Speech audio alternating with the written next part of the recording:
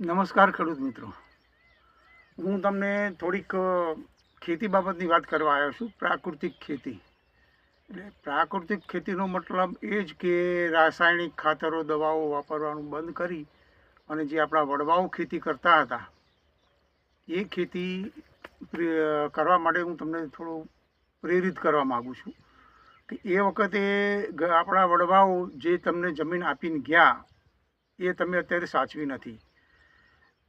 દેશમાં હરિયાળી ક્રાંતિ આવ્યા પછી એને લાવવાનું પણ કારણ એક હતું એમાં કે હરિયાળી ક્રાંતિ શા માટે લાવવામાં કે એ વખતે આપણે અનાજ બહારથી લાવતા હતા, વિદેશમાંથી ઘઉં ને એ બધું બહારથી લાવવું પડતું, કેમ કે એ વખતે ઉત્પાદન ઓછું હતું, પબ્લિક હતી એ પ્રમાણે પહોંચી વળાતું નહોતું, બધાને ભૂખ્યા રહેવું પડતું. એટલે આપણે એ કરવું ના પડે એના માટે હરિયાળી ક્રાંતિ લાવ્યા.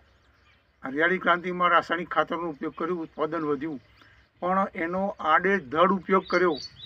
ખેડૂત ભાઈએ હું તમને કહું છું કે તમે આડેધડ પહેલાં એ 10 કિલો ડીએપી નાખ્યું તો 10 કિલો નહીં, હું 20 કિલો નાખું એટલે પણ એમાં ઉત્પાદન નથી.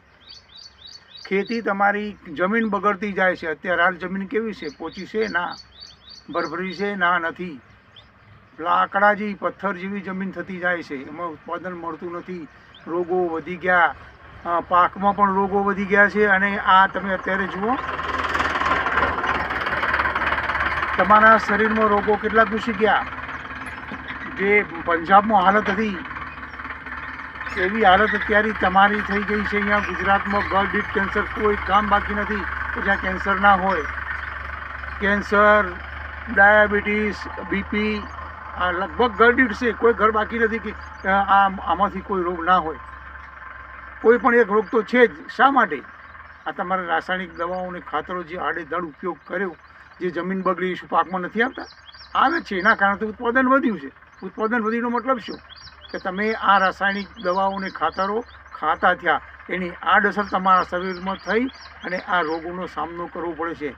તમે જે ખેતી કરો છો એના પૈસા આવે છે, પૈસા જાય છે કે દવાઓમાં. અત્યારે લોકો દવાઓ ખાય છે, જે ખાવાનો ખોરાક છે તો ખાતા નથી. શુદ્ધ સાત્વિક ખોરાક એ જ છે કે જુવાર, બાજરી, મકાઈના રોટલા ખાઓ અને એની અંદર બધા પ્રોટીન મળે છે. એ જ સાચું ખોરાક છે આપણો. અત્યારે તો ઘઉં સિવાય બીજું કોઈને ભાવે નહીં. પછી બીજું આ બર્ગર, પીઝા ને દાબેલી ને આ બધું ખાવાનું ચાલુ કરી દીધું છે. એ શું સાચો ખોરાક છે આપણો?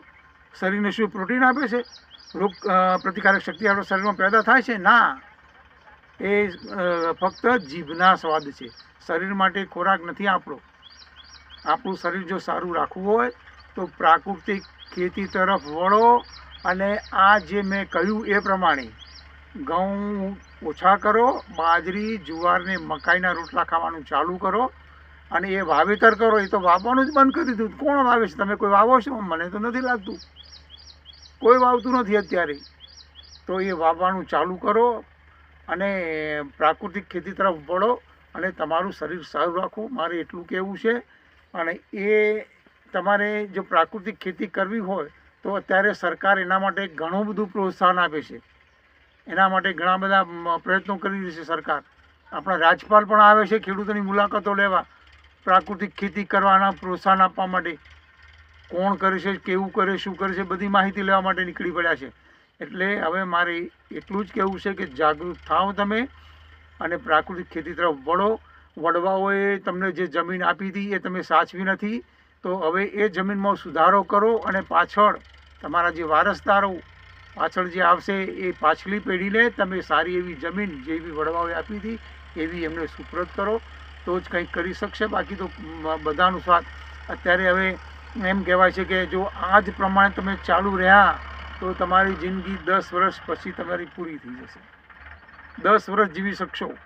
કેમ કે આ આડેધડ ખાતર, દવાઓ, રાસાયણિક ખાતરોનો જે ઉપયોગ કરો છો એના કારણે રોગ વધતા જાય છે. શરીર તમારું સ્વાસ્થ્ય બગડતું જાય છે. તો આયુષ્ય ઘટી નહીં જાય? વડવાઓ કેટલું જીવતા હતા? 90, 100, 110 વર્ષ જીવીને ગયા અને એ પણ રૂષ્ટપુષ્ટ.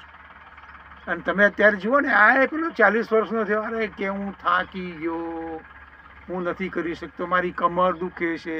આ બધું અત્યારે 40 વર્ષના 45 વર્ષના છોકરાઓ આવું કરે.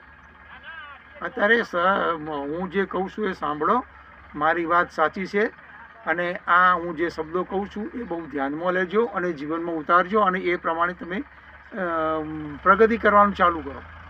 તમારા પરિવારનું વધારે પ્રાકૃતિક ખેતી ના કરી શકો તો કંઈ નહીં, પણ તમારા ઘર પૂરતું, તમારા ઘરના પરિવારો જે 5 સભ્યો હોય કે 7 હોય એમના પૂરતું તમે ઘરે આ મેં જે કહ્યું એમ પ્રાકૃતિક ખેતીની શરૂઆત કરતો. તમારી પાસે જમીન હોય એમાંથી અડધો વીઘો કે 1 વીઘો શરૂઆત કરો. બધું ના કરી શકો તો કંઈ નહીં, પણ પ્રાકૃતિક ખેતીમાં જાત મહેનત હશે તો જ તમે કરી શકશો.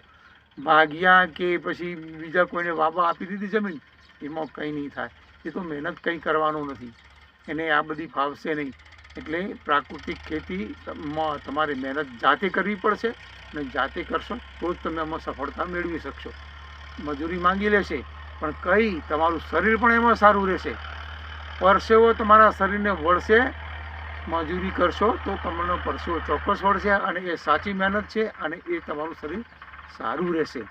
એટલે આવા વિડીયો તમારે જો જોવા હોય તો અમારી આ ચેનલ સબસ્ક્રાઈબ કરજો અને શેર વધુમાં વધુ કરજો. ગુજરાતના ખૂણે ખૂણે મારે આ બધી વાતો પહોંચાડવાની છે, એટલે આમાં અમને સાથ ને સહકાર આપશો એવી આશા રાખું છું.